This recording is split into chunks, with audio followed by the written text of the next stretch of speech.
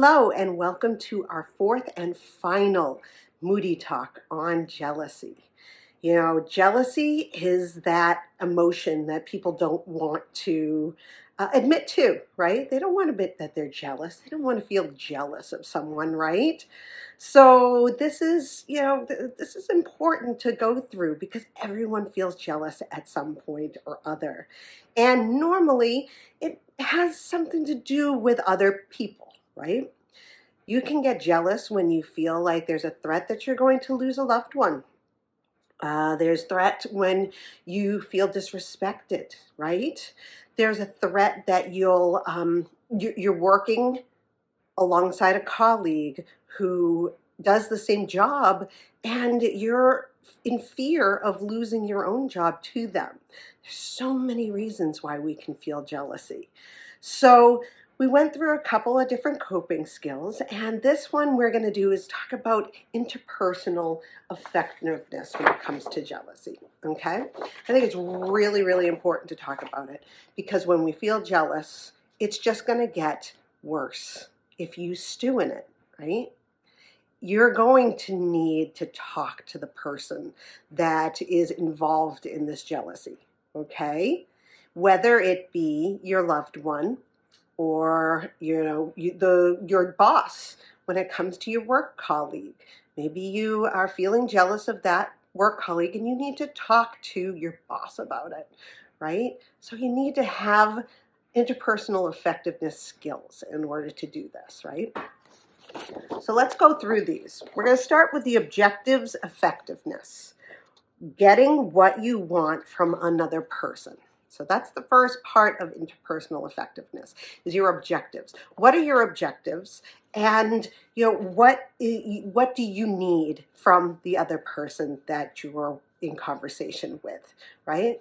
So let's say that you are feeling jealous that your best friend is spending a lot of time with another person and you feel as though you're not being able to get the time that you used to get with them. And you're feeling jealous about that. And that's okay. You can always go to your friend, let them know that you miss them, right? Without getting angry, without, giving a negative feeling to it. I miss you. I noticed that you're spending a lot of time with so-and-so, and, I'd just really love to spend some more time with you. You don't even have to mention so-and-so, but, you can say, I don't think that we're getting as much time together as we used to, and I really miss that, right? So your objective is to get more time with your bestie. So let's see here. Resolving conflict. What results of or change do you want from the interaction? Saying no definitively. What do you have to do to get this result? Okay. So these are a couple of different things. You can say no definitively to people. This is always a big thing in interpersonal effectiveness. You can say no whenever you want or need to. No is a definitive answer. Okay? So going back to, what results or change do you want from the interaction? If we look at the bestie situation again, you want more time with your best friend. You want to see them more often, and that jealousy is stemming from either seeing them with other people more often. Maybe you see them on Facebook at a party or something with someone that you don't normally hang out with. Maybe you want to talk about, hey, why don't we get a group together and you get that second person involved so that the three of you are hanging out more together. You get to know the other person. Maybe that other person is going to be really good for your relationship, right? So that's what we're looking at, is the objectives effectiveness. We want to get what we want or need. And then there's the relationship effectiveness, keeping and improving the relationship. This is very important as well. You want to have this interpersonal communication, interaction while keeping and improving the relationship of the person that you're talking with, right? So let's see. Let's say you're jealous of a coworker, okay?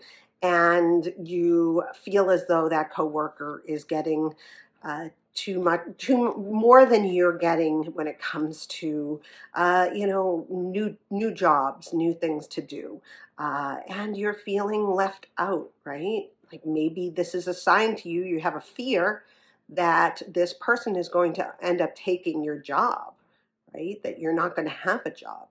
So we're going to do balancing goals. How can you get the results you want while keeping the relationship positive? What do you need to give to keep the relationship solid?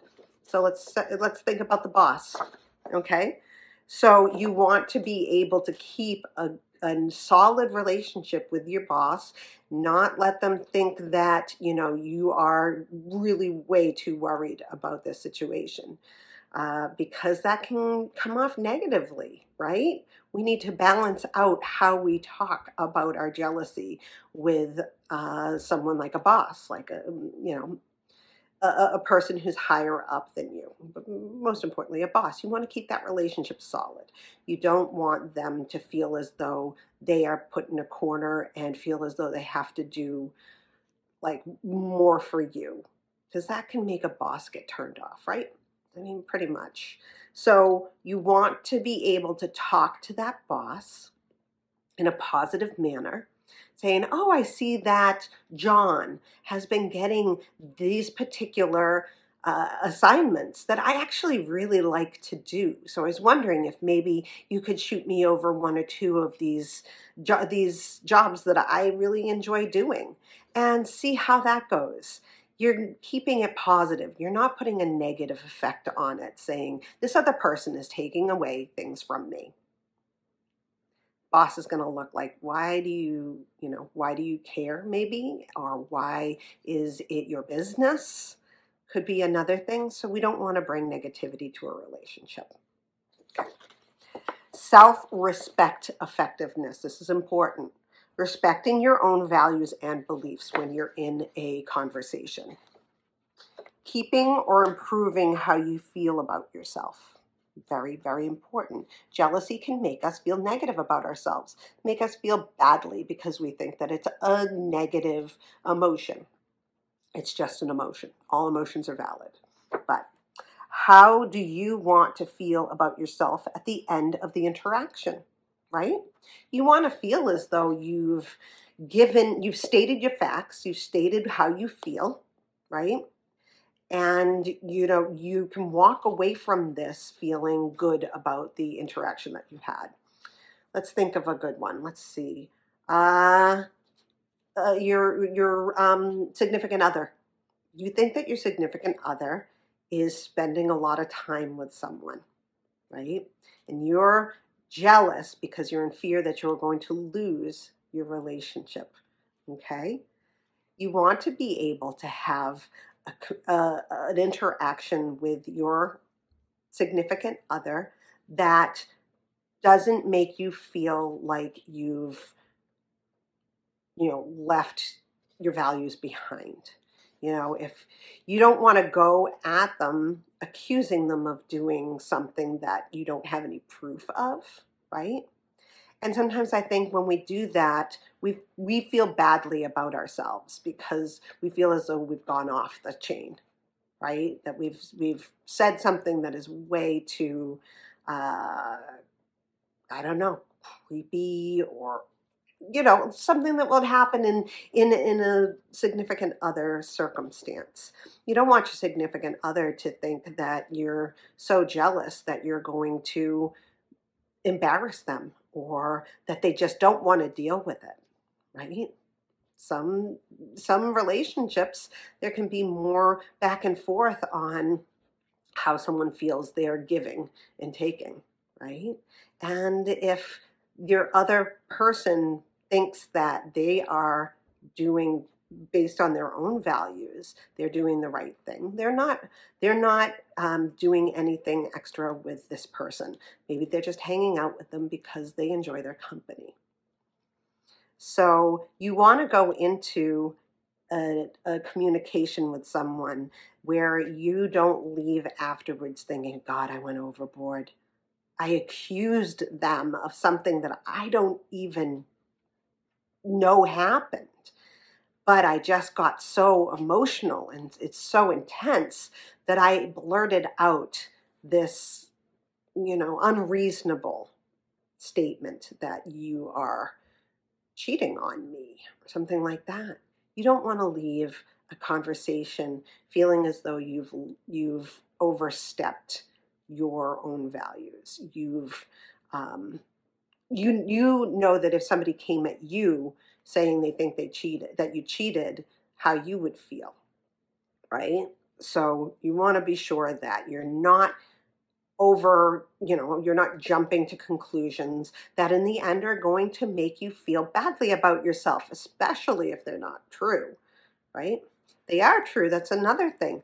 You can leave the conversation with your values of, I don't want to be cheated on, so I'm not going to stay in this relationship, right? So that's the different parts of interpersonal effectiveness when it comes to jealousy. I hope that this helped. If you have any questions, please reach out to me. I know that this is interpersonal effectiveness is one of the most difficult parts of having emotions, is being able to talk to people about your emotions and feel safe when you're talking to people about your emotions.